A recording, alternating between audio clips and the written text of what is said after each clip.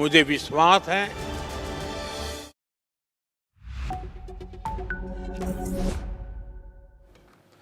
Hello and welcome. I'm Thomas Porteous and you're watching NewsX World. Let's take a look at some of the top stories. European leaders have welcomed US President Donald Trump's plans to meet Russian President Vladimir Putin to discuss ending the war in Ukraine.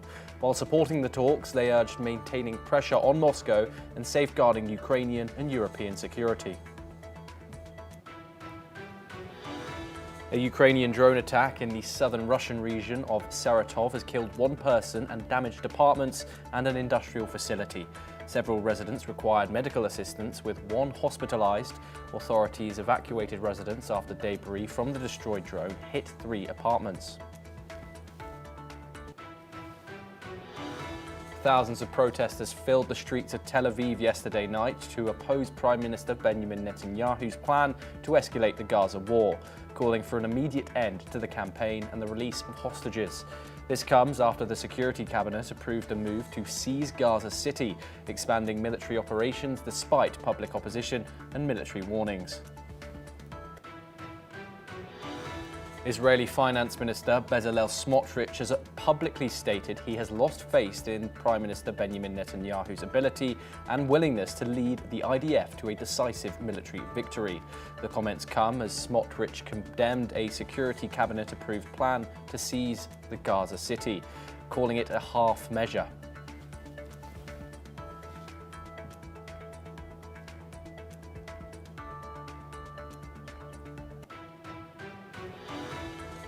The IDF claims 2 projectiles were likely fired from Gaza into Israel. Attempts to intercept the projectiles were made, but the results are still under review, according to the military.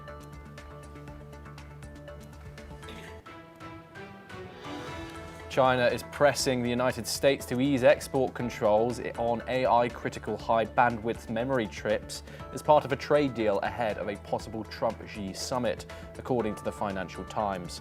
Beijing has relayed this request to Washington through expert channels seeking to lift restrictions that limit its technological advancement. South Korea's military has shrunk 20% in the last 6 years to 450,000 troops due to South Korea's sharp decline in eligible male population for mandatory service. The report warned that the shortfall in troops and officers could cause operational difficulties. Haiti has declared a 3-month state of emergency in its west and center regions amid surging gang violence that has killed over 1,000, injured 200, kidnapped 620, and displaced over 230,000 since October of 2024, according to the UN. Now we start this hour in the Middle East, where Israeli Finance Minister Bezalel Smotrich has called on Prime Minister Benjamin Netanyahu to scrap a recent plan to seize Gaza City, insisting on tougher action against Hamas. The Security Cabinet, of which Smotrich is a member, approved the plan on Friday, drawing criticism at home and abroad. In a video, Smotrich said he has lost faith in Netanyahu's ability to deliver victory over Hamas, claiming the plan was aimed at bringing Hamas back to ceasefire talks. The Israeli military has also warned that the move could endanger hostages and lead to protracted guerrilla warfare. Let's listen in to what the Israeli Finance Minister had to say. ראש הממשלה והקבינט נכנעו לחולשות, נתנו לרגש לנצח את השכל, והחליטו שוב לעשות עוד מאותו דבר, ולצאת למהלך צבאי שתכליתו אינה הכרעה, אלא רק הפעלת לחץ על חמאס, כדי להביא אותו לעסקת חטופים חלקית, תוך אמירה ברורה, שאם חמאס יסכים לעסקה, גם אנחנו נסכים לעצור שוב, לסגת שוב, לאפשר לו להתאושש ולהתחמש שוב, וחוזר חלילה. ככה לא מכריעים, ככה לא מחזירים חטופים, ככה לא מנצחים מלחמה. איבדתי את האמון שראש הממשלה יכול ורוצה להוביל את צה"ל לשם. אז מלחמה כדי לנצח עד הסוף, כן, גם אם יש לכך מחירים כבדים. אבל מהלך חלקי, שנועד רק להכניס שוב את חמאס לחדר המשא ומתן בהשפלה לאומית וכניעה לטרור, לא ולא. אדוני ראש הממשלה, לא מאוחר לחזור בך. כנס שוב את הקבינט ותודיע בצורה שאיננה משתמעת לשני פנים שאין יותר עצירות באמצע. שלא תהיה יותר עסקה חלקית. שהפעם הולכים למהלך חד וברור של הכרעה וניצחון שבסופם כניעה מוחלטת של חמאס והשבת כל החטופים בפעימה אחת או הכרעתו והשמדתו המוחלטת. סיפוח של חלקים גדולים מרצועת עזה ופתיחת שעריה להגירה מרצון. רק כך, בעזרת השם, ננצח. We're now joined by Ahmed Fatwa. He's a spokesperson for the Fatah movement. He joins us live from Ramallah. Thank you very much, Ahmed, for joining us here on the discussion. As we just heard, those were statements from the Israeli Finance Minister Bezalel Smotrich, a highly controversial member of Benjamin Netanyahu's right-wing coalition. He thinks that this already controversial decision and military plan to retake Gaza City is not going far enough. Given both the domestic and international reaction to this new military plan of Benjamin Netanyahu, what is your analysis on Israel's new moves for their military operation?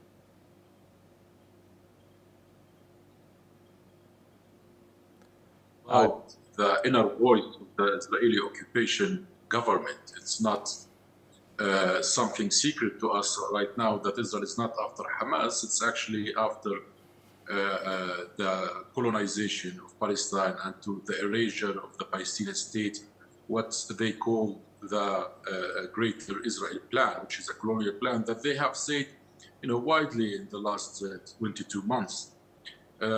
This reveals the Israeli actual plans, which is not after Hamas, because we have to admit the fact here that dropping 125,000 tons of explosions on 360 kilometer square land, that's Gaza Strip, to kill a militant group that is no more than 20,000 fighters, the numbers itself reveals that this is a plan to destroy the infrastructure of Gaza and to push the Palestinians into immigration. And what is announced by the Israeli cabinet to reoccupy Gaza aims to transfer the Palestinian people into the south, into concentration camps that aims to push them and deprive them from all lives, therefore to push them into displacement, because now Gaza is decimated without hospitals, without schools, without food, and all this destruction.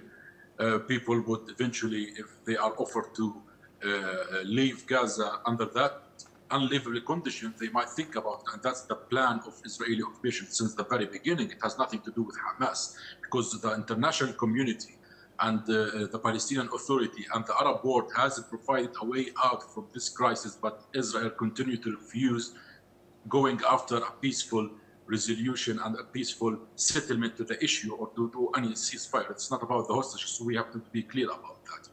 Now, we also have to take into consideration what they are doing in the West Bank, the annexation plan that was announced by the Israeli Knesset, and the confiscation of the Palestinian Authority tax revenues to weaken the authority. And that's going on for the past 4 years, by the way.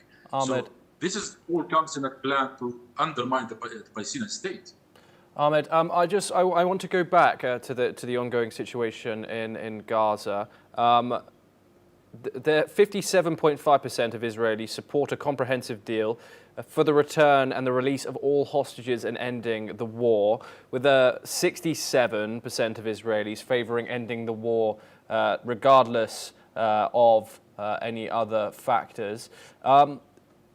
Your thoughts on Netanyahu's actions and some of his closest ministers' statements in regard to the will of the Israeli people? Over half of, nearly 75% of the Israeli people want this war to end, and Benjamin Netanyahu seems to be escalating it. I told you this is their vision from the very beginning. It is October 7 was an opportunity for the Israeli occupation to expand its colonialism. They are not listening to their people. They are not listening to the world. They are certainly not listening to the Palestinians. So they want an endless violence, and that to play on the time, to waste time until they could reach a point of no return. That's their aim. That's why an immediate intervention. And by the way, the Israeli polls says that the majority want to end the war. But here we ask, where are the political parties of Israel? We are not seeing any sort of action. We are not seeing the coalition of the Israeli government is extremely to the far that to the far right that they're not doing any pressure. So there is a very major crisis internally in Israel that they see this war is not as a benefit for their political system. Here, what we say is that taking that Israel is that far right, it's that extremist, therefore international foreign government needs to make that pressure to make them take the peaceful decision before we go to this massive catastrophe. The occupation of Gaza means, decades in the future for violence and eruption to the whole. Apologies to interrupt. We have more information coming out of Benjamin Netanyahu's cabinet. Israel's National Security Minister Itamar Gvir has said that he will urge Prime Minister Benjamin Netanyahu at the next cabinet meeting to take immediate steps to topple the Palestinian Authority. Those are, of course, Itamar Ben-Gvir's quotes. In a post on X, he said that this should be the response to what he called terrorist Abu Mazen's fantasies of a Palestinian state. Mahmoud Abbas, the current president of Palestine, is also known as Abu Mazen. Ben-Gvir's remarks follow a report that Palestinian Authority President Mahmoud Abbas may unilaterally declare statehood during the UN General Assembly in September, with several countries planning to recognize it.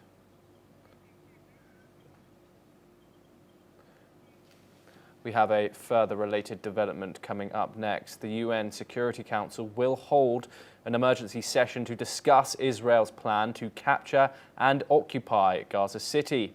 The plan, approved by Israel's Security Cabinet on Friday, has drawn international criticism, with UN Secretary General Antonio Guterres calling it a dangerous escalation in the 22-month war. The meeting, requested by Denmark, France, Greece and the United Kingdom, will begin at 10 a.m. local time in New York City. According to the UNSC report, all council members except the United States supported convening the session. UN rapporteurs are expected to outline the potential consequences, while Germany, the UK, Italy and New Zealand, and also Australia, have issued a joint statement rejecting Israel's plan. We're once again joined by Ahmed Fatwa. He joins us from Ramallah. I want to first of all start with Itamar Ben-Gvir's statements, the National Security Advisor for Israel's cabinet. What are your thoughts on his aggravating statements? Obviously, he does not. He is staunchly opposed to the declaration of a Palestinian state. What are your thoughts on some of Benjamin Netanyahu's closest ministers openly opposing now the United Kingdom's, France's, Canada's and over 140 other nations in the world's stance on a Palestinian state? I hear the news. If there's anyone is terrorist, it is Ben-Gvir, the one who is arming and funding the Israeli settlers' terrorism in the West Bank, and the one who took photos with the terrorist who killed Abu Gvir, a child of 15 years old in Jerusalem, about 5 years ago. So we all know his history of terrorism. And President Mahmoud Abbas is the one who's seeking peace, is the one who in 2009 went for the popular peaceful resistance for the liberation of Palestine and went for the peaceful efforts into the international community. So if anything, it is he's the terrorist and President Mahmoud Abbas is the peacemaker. By the way, the Palestinian rights of self-determination is an inalienable right, like all nations around the world. They have the right to self-determination and independence. It's not about Ben-Gvir or Smotrich or Netanyahu or the Israeli government to determine whether we express that right or not. This is a matter of international legitimacy and international law. And Ahmed, going forward to what... Ahmed, sorry, apologies for the interruption. What is your view on critics that say that there is no point in recognizing a Palestinian state at this point, as especially in the Gaza Strip, Hamas, it has been said that Hamas cannot play a role in governing it. And once Hamas, since Hamas is not defeated so far yet, that these nations that have said that they are going to recognize Palestinian state in September, there is a large movement against it. What are your thoughts, Ahmed?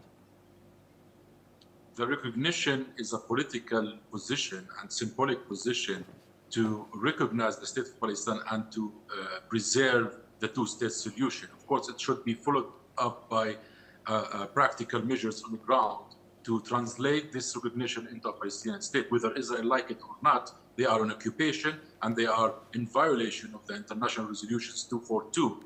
In fact, the Palestinian people accepted 22% of their historical lands that was occupied in 1948 when they were ethnically cleansed by the Zionist terrorist movement.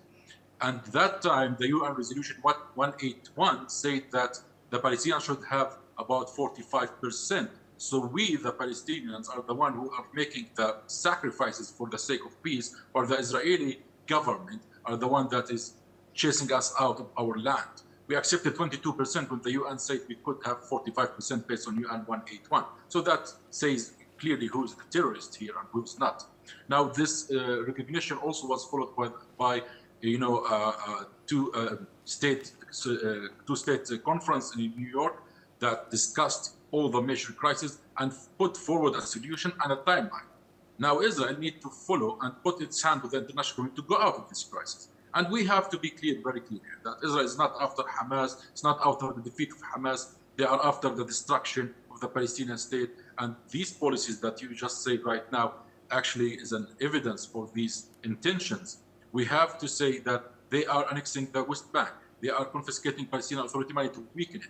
They are pushing for a displacement plan for the Palestinian people in Gaza to make them live in concentration camps. So if we look at the full picture here, we see an ethnic cleansing campaign being on the ground, taking place on the ground, while the world is still repeating Hamas, Hamas. This has nothing to do with Hamas, and the world need to wake up because this is a major issue. If erupted, the entire Middle East will go into endless wars for decades to come, and that will retaliate to the world. We have to be very wise here and not allow a far-right extremists and terrorists to define our future. We have to respect our principles and UN resolution and our security of the region and the entire world. Ahmed, coming on to this, the UNSC meet on Gaza, all members of the Council, apart from the United States, have supported convening this session against Israel's escalating plans. What is the significance of the United States not supporting this Council session to be convened? It's regrettable. It's unfortunate that the United States is still complicit with this genocide. It's, bringing no good to the world. It's bringing no good to the United States itself. The entire world is saying stop the genocide, go for ceasefire, let's go for a peaceful approach. While the United States does have the keys, the United States still provides Israel with the bombs and arms they are using for killing children and women in Gaza. The United States still providing the funds and billions of dollars to the Israeli far-right extremist government that are openly racist and, calling for the destruction and erasure of the Palestinian people, like Smotrich said yesterday when he said, we want to erase Palestine. So when we have this government that is openly genocidal, and not only in genocidal intent, but actually committing genocidal policies, here the United States need to, step backward and think, what are they doing here? And they need to actually support and endorse the international efforts to go for a peaceful path. I'm surprised that until today, USA is still hesitating from taking that step. 22 months of killing the Palestinian people. It left no doubt that this has nothing to do about a conquest over Hamas or defeating Hamas. It's all about the expulsion and the erasure of the Palestinian state. Because what they are doing in the West Bank reflects that clearly. The West Bank has no Hamas and has a Palestinian Authority, a legitimate authority that is calling for peace according to the international resolutions. So they refuse the side that's calling for peace, and they are also refuse the side that's calling for resistance. So it's clearly what their plan is. It is erasure of Palestinian states. So the United States needs to step up. Yes, thank you very much, Ahmed Fatwa, for joining us here on the programme. We now move over to the Indo-Pacific next, where the United States, according to reports, and Donald Trump's administration is considering demanding that South Korea increase its defence spending to 3.8% of GDP during trade negotiations, up from 2.6% last year. Citing an early draft of the Korea-US agreement, it says that Washington also sought a bigger Korean contribution to the cost of stationing some 28,500 US troops, and a political statement supporting greater flexibility in US forces posturing to deter China and North Korea. It remains unclear if these demands were formally made, as the final trade agreement announced on July the 30th that it did not mention security issues. The Pentagon has emphasized modernizing the alliance to strengthen deterrence on the Korean Peninsula and beyond, including countering China's regional ambitions. The report also claims the Trump administration planned similar pressure on Taiwan, India, and Indonesia to boost defense spending or purchase more US military hardware. We're now joined by Dr. Tomohiko Taniguchi. He's a former advisor to late Prime Minister Shinzo Abe. He joins us live from Tokyo. Thank you very much for joining us, Dr. Taniguchi. What is the significance of this? Another call from Donald Trump to increase defense spending. How likely do you think this increase of defense spending is going to be, and how much do you think South Koreans will value that? In general terms, everything that I could say is that the United States is demanding more to be done on the front-end countries such as South Korea, the Philippines, Taiwan above all, and others. As far as Japan is concerned, to the best of my knowledge, there's been no element about military spending during the long trade negotiations period between the United States and Japan. But I think Japan has to be prepared for spending furthermore, because it's for the sake of Japan itself. And that same goes to South Korea. It is for the sake of South Korea to spend more money on defense, because our neighbor, China, is spending a huge amount of money year in and year out, making distances between China and other nations further apart. So it is something that joint effort has to be done among those partner nations of the United States. Dr. Taniguchi, how do you assess the effectiveness of the US strategy of pressuring allies like South Korea, like Taiwan, as you've mentioned, and India to increase this defense spending? You could interpret it both ways. First, the United States' high-handed approach might invite more antagonistic feelings from among those partner nations. And two, the United States sees that time is not on their side, time is on the Chinese side. So it is very much urgent for South Korea, Japan, Taiwan, maybe India to spend more because the clock is ticking. Yes, indeed. And with the US pushing for more flexibility in troop deployments to deter the threat of China and also of North Korea, of course, how could this impact Japan's strategic interest, especially with its own concerns regarding China's military presence as well? Japan made a pledge that it would increase its defense spending from something 1% to the nation's GDP to 2%.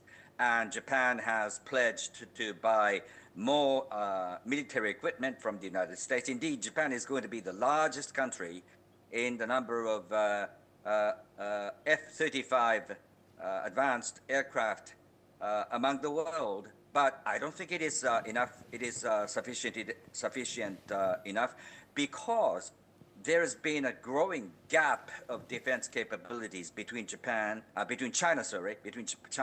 and the United States. Someone has to fill the void now, and I think it's up to Japan to spend more. Really, for that's an immediate, urgent task.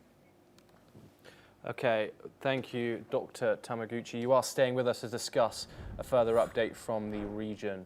South Korea's military has shrunk by 20% over the past 6 years, down to 450,000 troops, due to a sharp drop in the male population of enlistment age. This decline in available recruits poses challenges for maintaining military readiness, with a current shortfall of about 50,000 troops, including 21,000 non-commissioned officers. Despite these trends, South Korea's defense budget remains strong at nearly $44 billion this year, and improved military capabilities have allowed shorter service periods. The country's population is also aging rapidly, with the fertility rate at a record low of 0.75%, forecasting a significant population decline by 2047. We're once again joined by Dr. Taniguchi. South Korea's population decline problem. We are seeing constant issues arise here. Would you mind, Dr. Taniguchi, to explain some of the issues that South Korea now faces due to its rapidly declining population, as well as the one we've just mentioned, of course? It is common knowledge that Japan's been suffering from this depopulation for some time, but as far as this issue is concerned, South Korea is the worst case by far. And I know that South Korean government has done a lot to boost the birth rate to little avail. And I think it's a challenge for all the nations, Sweden, Italy, South Korea, Japan, Taiwan, and at the same time, China as well. So there is a competition going on among those nations, and that makes it even more important for the effort jointly conducted by the countries like Japan, South Korea, Taiwan, and the Philippines to jointly develop deterrence capabilities. How effective, you've mentioned some of the countries there that are effective, that are being affected the most by these population declines. Countries like Japan, as you've mentioned, South Korea, China and Thailand are at the forefront of this crisis. Why isn't anything working in regard to solving these problems? What are governments doing wrong? This issue has been a product of a long-term trend that dates back to generations ago. Something that's come about after generations will need equally generations to fix, and that makes it a very much troublesome thing to do, because those countries like South Korea, Japan, the Philippines do have something called election calendars, and the politicians, as a result, have got to be short-termists, not long-termists. Even if you can exert policies based on long-term calculations, what sort of budgetary process is going to be needed? You know, there are many complex issues to be solved by a parliamentary democracy in a short period of time. Anyhow, yes. It's a long-term commitment that's very much necessary, and that's in scarce supply. Yes, thank you very much for joining us here on the program, Dr. Taniguchi. Obviously, a pleasure always to talk to you. We now move over once again, where authorities in Iraq say more than 600 pilgrims have been hospitalized after a chlorine gas leak from a water treatment station. The incident happened overnight on the route between the holy cities of Najaf and Karbala, where millions of Shiite Muslims are gathering for the Arba'een commemoration. The Health Ministry reported 621 cases of asphyxia, all of whom received treatment and were discharged in good health. Security forces say the leak occurred at a water station on the Karbala-Najaf road. Much of Iraq's infrastructure remains in disrepair after decades of conflict and corruption, with safety standards often poorly enforced. We're now joined by Madhav Nalaput. He's an editorial director of the Sunday Guardian. He joins us live from New Delhi. An unprecedented situation, Professor Nalaput. What more can you tell us about it? Well, frankly, at the moment, very little more than what has already been reported. And the reality is it could be one of two things. It could be because of negligence, poor maintenance, etc., a mistake. For example, you had the terrible Bhopal tragedy in India long back, in which so many thousands of people paid with their lives, and many times that number with their health. It could also be sabotage, because there is a running conflict between the Shiites and the Wahhabi fringe of Sunni Islam. And Wahhabis are known to target Shiite places, including, I'm sorry to say, even holy shrines like this. And these are some of the most holy, two of the most holy locations among the Shiite community. So it could either be an accidental, in sense of bad maintenance, accident, that also happens, or it could be deliberate sabotage by Wahhabi elements. We do not know. We'll have to await further investigation. Yes, Madhav Nalaput, thank you very much for giving us your insight on that topic. We'll, of course, bring you all updates on that developing situation as we get them. Well, that is all that we have time for, but we will continue to bring you more news updates from around the world. Thank you for joining us.